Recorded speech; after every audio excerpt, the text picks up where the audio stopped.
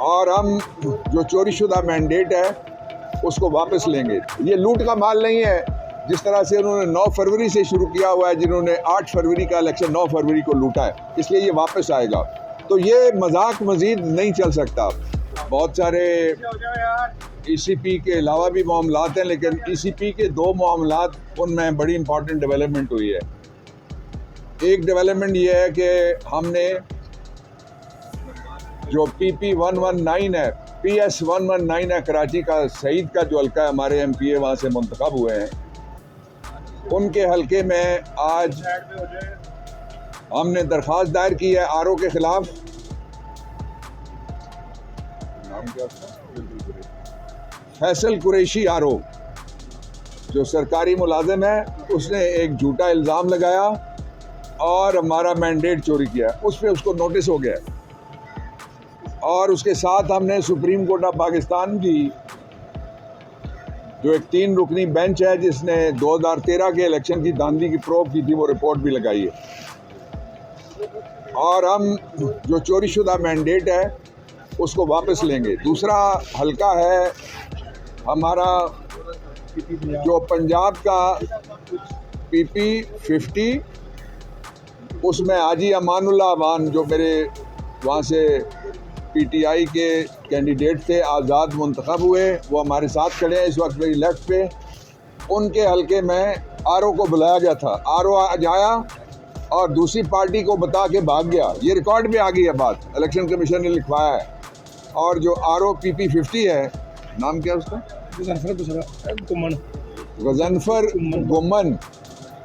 गजनफर गुमन को नोटिस जारी हुआ है शो कॉज का, और यहाँ हम उसके खिलाफ जो तारीख अगली आ रही है उससे पहले तोहिन अदालत की दरख्वास्त, जहाँ पे ये इख्तियार इनके पास है चूँकि इन्होंने इस्तेमाल किया है बनीगाला में भी जाके इलेक्शन कमीशन ने, इसलिए उसके खिलाफ हम फाइल कर रहे हैं।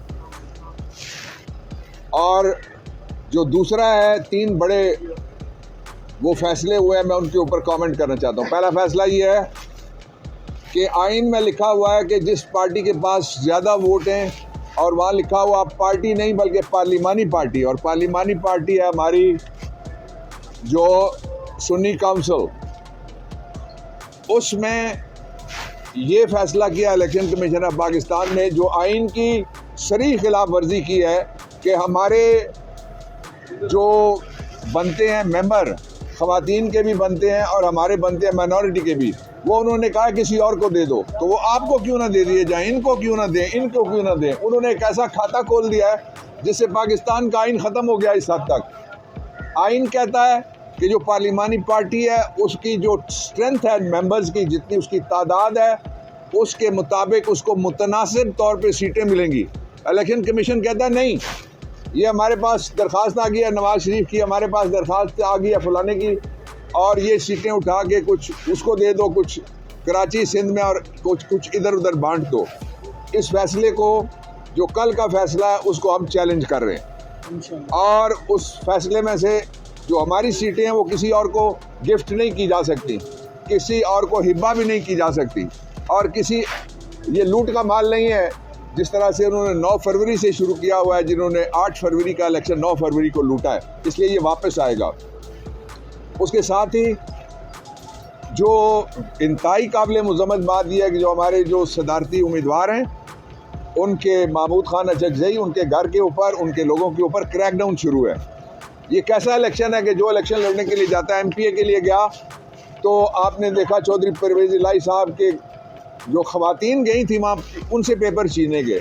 और जो आखिरी इलेक्शन हो रहा है सदर का, वो भी गैर आइनी और गैर कानूनी है, इसलिए कि पूरे पाकिस्तान में जो सदर का इलेक्टरल कॉलेज है उसकी 93 सीटें इस वक्त मौजूद नहीं है।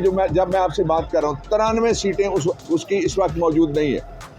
उसके साथ ही जो एक किस तरह से मजाक हो रहा है आइन के साथ, कि एक आइनी ओहदेदार जो इस वक्त भी मौजूद हैं सेनेट के अंदर, MPA का इलेक्शन लड़ा, MPA हो गए, दोनों ओहदे पास हैं। ये पता लगता है मार्शल लॉ है, जिसमें general Musharraf martial law administrator भी था और चीफ एग्जीक्यूटिव भी था, और उसके नीचे नून लीग का प्रेसिडेंट जो था वो बैठा रहा, मरहूम तारड़ साहब। तो ये मजाक मज़ीद नहीं चल सकता।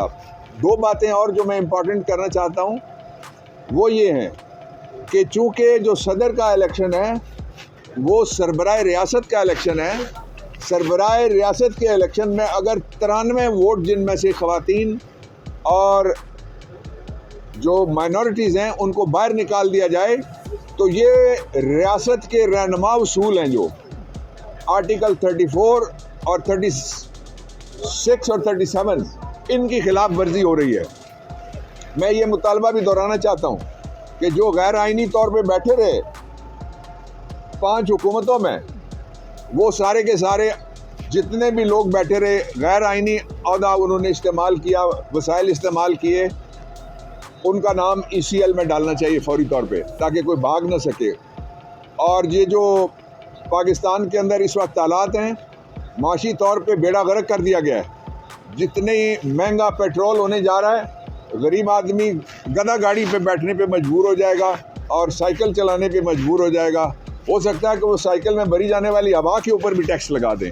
अभी IMF के साथ इन्होंने वादा किया कि हम 18% GST लागू कर रहे हैं पेट्रोलियम प्राइसेस पे, और एक महीने में नहीं, एक हफ्ते में नहीं, एक रात में ये तब्दील कर रहे हैं रेट्स, जिसका सीधा सीधा असर गरीबों पे होता है। और मैं वो लोग जो बोलते नहीं है, आप इस पे जो नहीं बोल रहे वो कौमी मुजरिम है, इस पे बोलना चाहिए, इस पे बात करनी चाहिए, जिसके जरिए से पूरी कौम के ऊपर कर्ज लादा जाएगा और महंगाई और लादी जाएगी और नौकरियों के दरवाजे जो है वो सारे बंद किए हुए हैं। और जो पंजाब में खातून को बिठाया गया है उसके नताइज, जो गैर हतमी नताइज सामने आना शुरू हो गए अभी से ही, इसलिए कि उसने हर तरह की पोस्टिंग ट्रांसफ़र अपनी करके बाकियों पे पाबंदी लगा दी है। मेरे साथ रब्ता किया कुछ टीचर्स ने जो स्पाउस पॉलिसी के तहत टीचर अगर एक ज़िले में है या कोई लेडी डॉक्टर एक ज़िले में काम कर रही हैं तो उनके दूसरे ज़िले में अगर स्पाउस है तो वहाँ उनकी ट्रांसफ़र हो सकती है। उस पर पाबंदी लगा के फैमिलीज़ के दरमियान एक दरार डाली गई है जो इंतहाई काबिल मज़म्मत